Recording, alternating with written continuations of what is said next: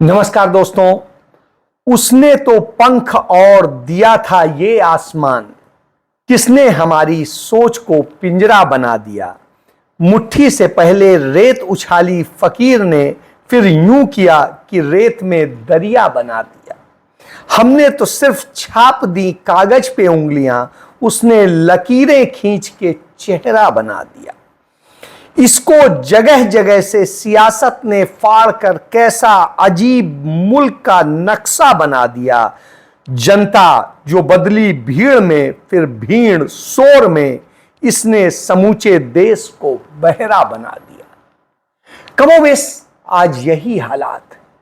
देश बहरा बन चुका है, अंधा बन चुका है और मुल्क का नक्शा बिगड़ चुका है। हालात इतने बुरे हैं कि हर जगह नफरत की बातें होती हैं। आज मैं पंजाब हरियाणा हाई कोर्ट में था। वहां पर तमाम सारी जगह से, चूंकि पंजाब के, हरियाणा के, चंडीगढ़ के तमाम जगह से वकील आए हुए थे, कुछ दिल्ली से आए हुए थे, और चर्चा एक ही थी कि नूंह, मेवात और इस इलाके में हो क्या रहा है। सरकार ये दंगे कराना क्यों चाहती है, क्यों इसकी अनुमति देती है। डरे छिपे इतनी डर गई है कि कथित आतंकवादी और या कहें हिंदूवादी इतना डरा देते हैं कि उनके आतंक में सरकार कहती है ठीक है, ये निकालो। ब्रजमंडल की तीर्थ यात्रा निकलेगी। ब्रजमंडल की कौन सी तीर्थ यात्रा, क्या उसका इतिहास 4 साल पहले तो नहीं निकलती थी। ये क्यों किया गया, ये नफरत के बीज क्यों बोए गए। क्या चुनाव जीतने के लिए नफरत ही चाहिए? शायद हां, और इसीलिए नफरत फैलाने के खेल किए जा रहे हैं, इवेंट आयोजित किए जाते हैं और न जाने क्या क्या किया जाता है।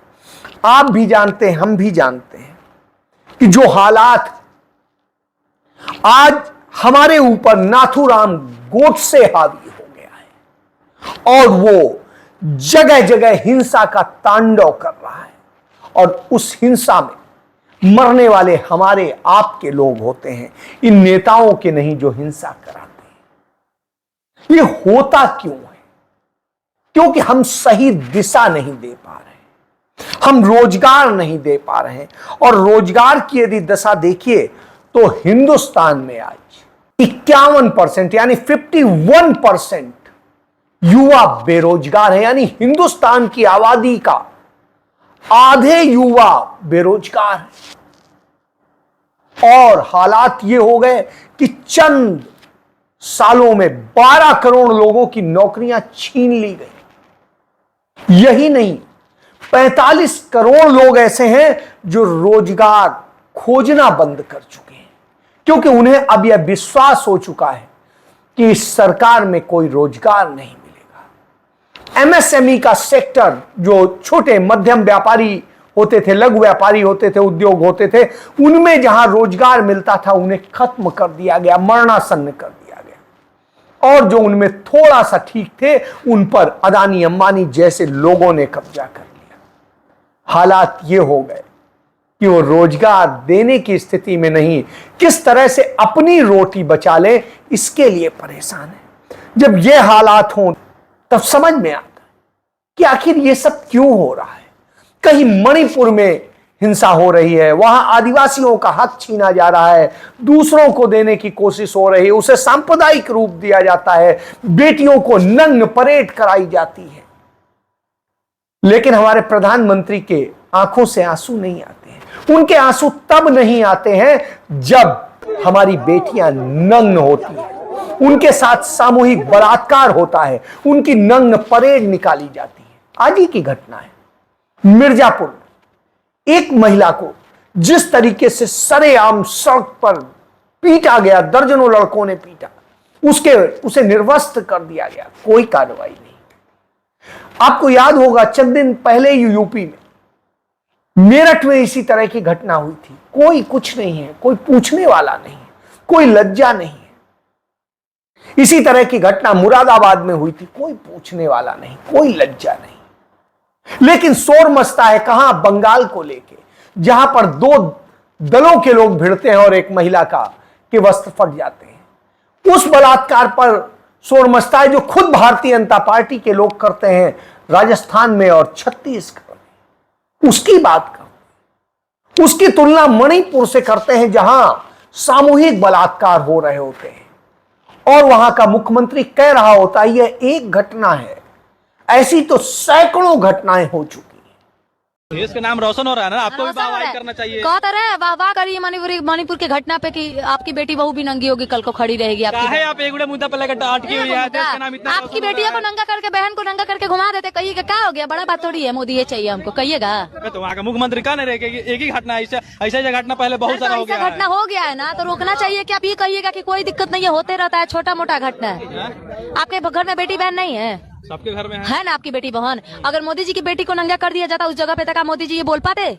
नहीं बोलते, जाके आग लगा देते सबको। एक आम पिता आग लगा देता उसमें। पर मोदी जी को क्या कर रहे हैं? सब कह रहे हैं कि हम देश के बेटियों का पिता है। ऐसे नामर्द पिता को शर्म आनी चाहिए जिसके रहते हुए इस देश की बेटियां नंगी हो जाए। पिता कहते हैं अपने आप को इस देश की बेटियों के। अरे वो तो किसी का इंसान कहलाने लायक नहीं है, वो पिता क्या कहलाएंगे? तब प्रधानमंत्री के आंसू नहीं आते हैं जब हमारे युवा जो सबसे ज्यादा आत्महत्याएं कर रहे हैं, किस दौर में कर रहे हैं? इसी दौर में कर रहे हैं कि उन्हें रोजगार नहीं मिल रहा है, वो मानसिक रूप से परेशान है, दूसरी चीजें हतोत्साहित है और आत्महत्या कर रहे हैं। हमारे किसान आत्महत्या कर रहे हैं ऐतिहासिक रूप से, अकुशल मजदूर आत्महत्या कर रहे हैं कि उनके रोजगार छिन गए हो, करें क्या? मनरेगा में रोजगार नहीं मिल रहा है, हालात ये हो गए, पेमेंट नहीं हो रहा है, राज्यों को उनका फंड नहीं मिल पा रहा है और प्रधानमंत्री डंके की चोट पे कहते हैं हम दुनिया की तीसरे नंबर की इकोनॉमी बनने जा रहे हैं। किस बूते कि देश को आपने कर्जदार बना दिया है। 172 लाख करोड़ रुपए का कर्जदार बना दिया है, जो सिर्फ 54 लाख करोड़ रुपए का कर्जदार होता था 2014 में। यह आपने इस देश को दिया है। आपने इस पर रोना नहीं आपको आता है। आपको इस पर रोना नहीं आता है कि हमारे तमाम लोग आत्महत्या कर रहे हैं। आपको इस पर भी रोना नहीं आता है कि हमारे लोग किस तरीके से मेहनत करके कैसे गुजारा करते हैं। आपको इस पर भी रोना नहीं आता है कि जब कोरोना में लोग तड़प तड़प के मर रहे थे, ऑक्सीजन नहीं मिल रही थी, हॉस्पिटल नहीं मिल रहे थे, आप कुछ नहीं कर रहे थे। लोग पैदल हजारों हजार किलोमीटर चले जा रहे थे, सैकड़ों किलोमीटर चले जा रहे थे, बच्चों को सामान को लादे चले जा रहे थे। आपको रोना नहीं आ रहा था, लेकिन आपके ये आंसू जिन्हें लिखा द टेलीग्राफ ने, घड़ियाली आंसू, वो आंसू आपके बहते हैं कब? जब आपको एक ड्रामा करना होता है।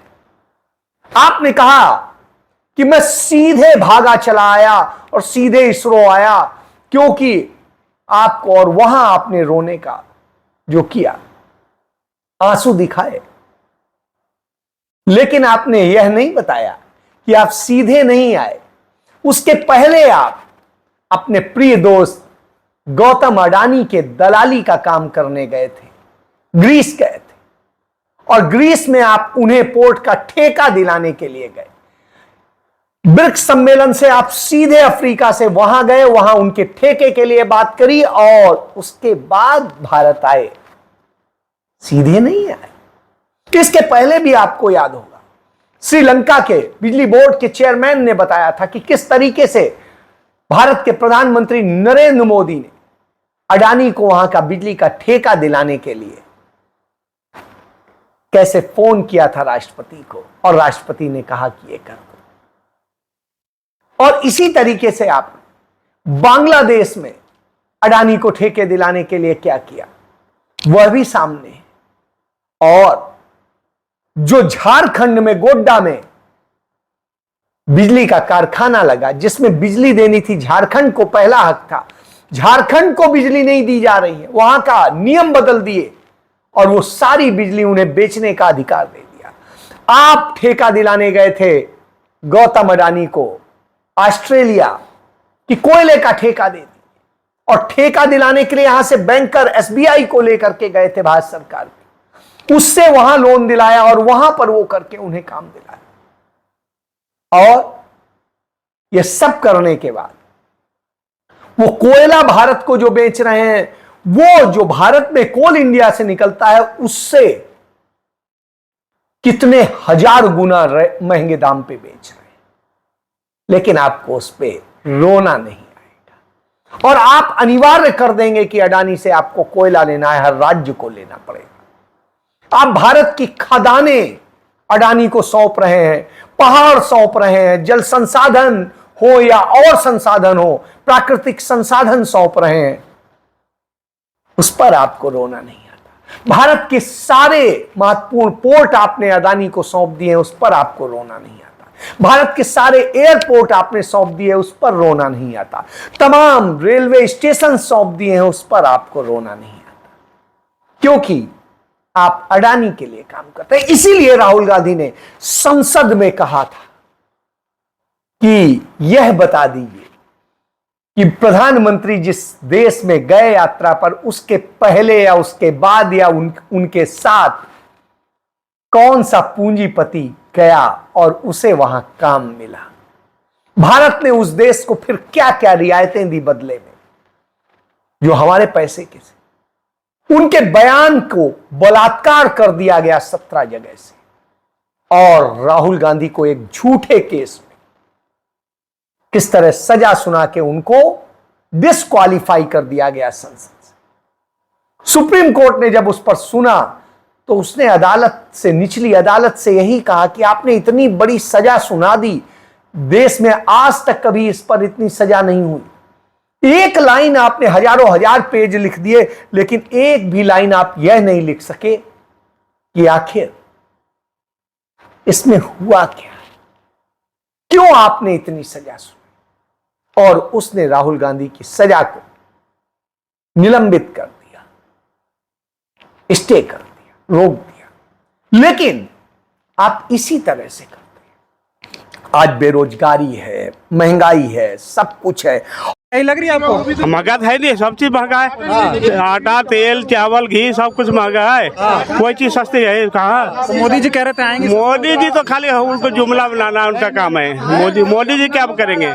मोदी तो डबल कर रखे हर एक चीज की, जब से मोदी जी आए। अरे तो देश का विकास कर, हाँ विकास वही कर ले, आपको किया नहीं था आज तक ना, उसी का तो विकास क्या करेंगे कांग्रेस ने। और जब ये सब कुछ है, तब आप जब देश को बर्बाद कर, हमारे वैज्ञानिक, पंडित नेहरू ने इसरो न स्थापित किया होता तो आज हमारे वैज्ञानिक चंद्रायन, वो चंद्रयान पहुंच नहीं पाता चंद्रमा, और वो पहुंचा बड़े सीमित से संसाधनों से पहुंचा है।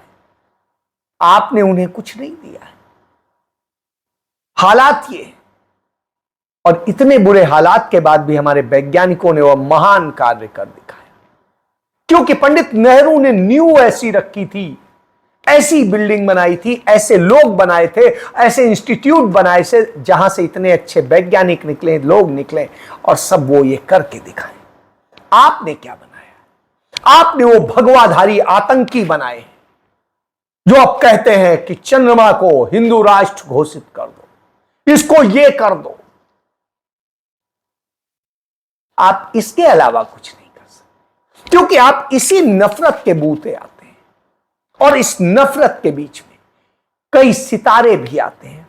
आज हमारे लिए उपलब्धि का दिन भी है कि ओलंपिक में हमारे नीरज चोपड़ा ने गोल्ड मेडल जीता, और गोल्ड मेडल जीतने वाले नीरज चोपड़ा इसलिए अहम है क्योंकि जब नूह में हिंसा हुई तो उन्होंने अमन की अपील की, आपने नहीं की। जब हमारी महिला पहलवानों का यौन शोषण हुआ तो उन्होंने उनको इंसाफ दिलाने की बात की, आपने नहीं की, जिन्हें आपने बेटियां कहा था।